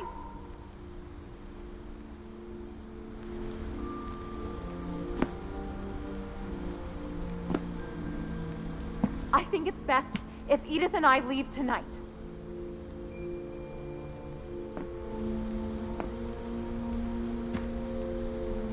We'll have the nursing home send a van for you in the morning, okay?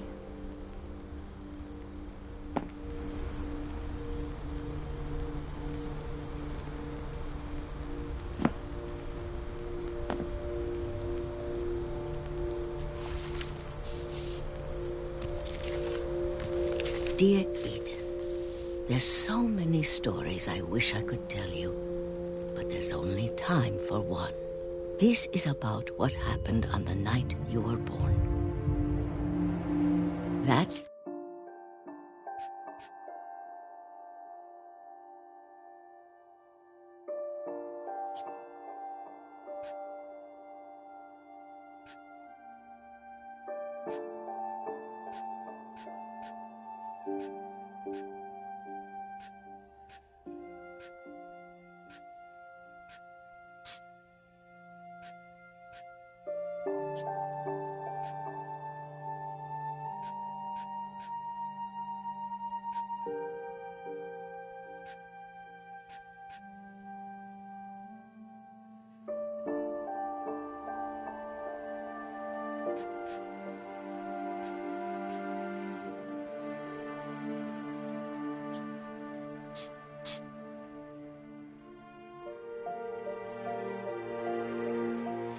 night, the tide went way, way out. It was the first and last time I ever saw the old house aground. There'd been an earthquake out in the middle of the ocean. They called it the lowest tide in 1,000 years. God, it smelled awful. You know, I've seen that house every day of my life.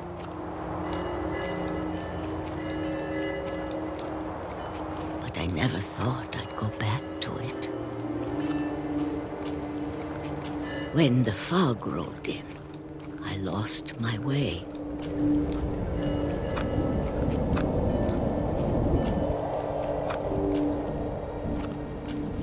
I got turned around.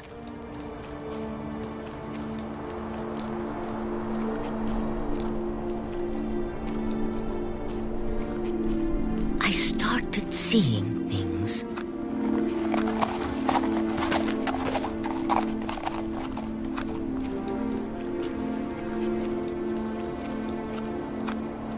Things I'd forgotten had ever existed.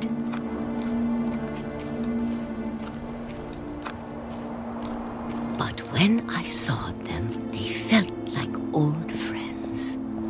That night, a lot of things came back to me. Or maybe I came back to them.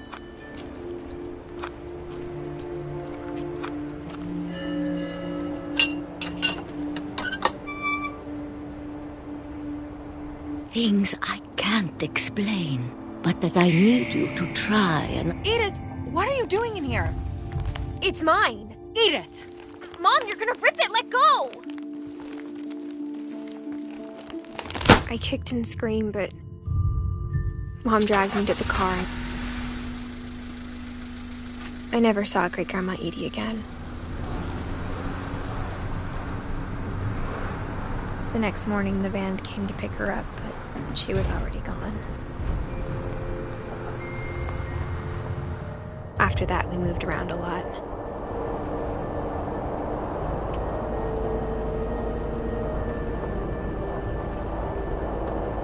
We both tried to make the best of it.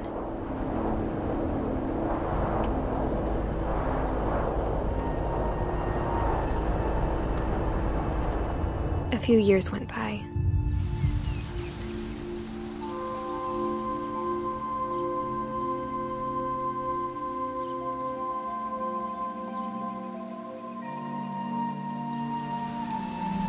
My mom didn't like to talk about it, but she started getting sick a lot. The rest happened pretty quickly. She got better for a while, and then she didn't.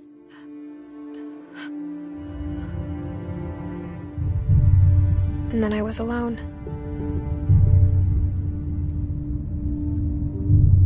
The last Finch left alive.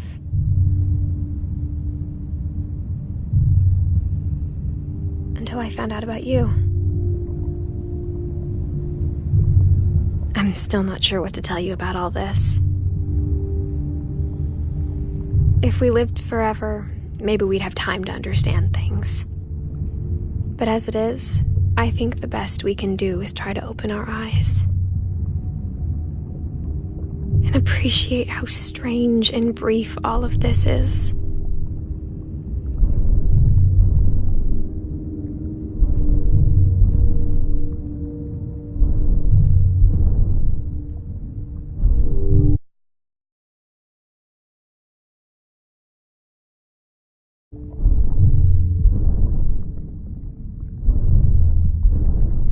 But now I hope you'll never see it.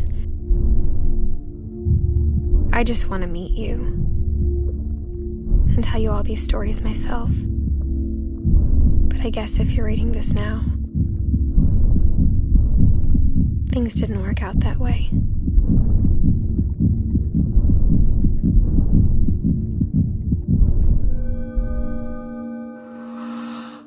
This is where your story begins.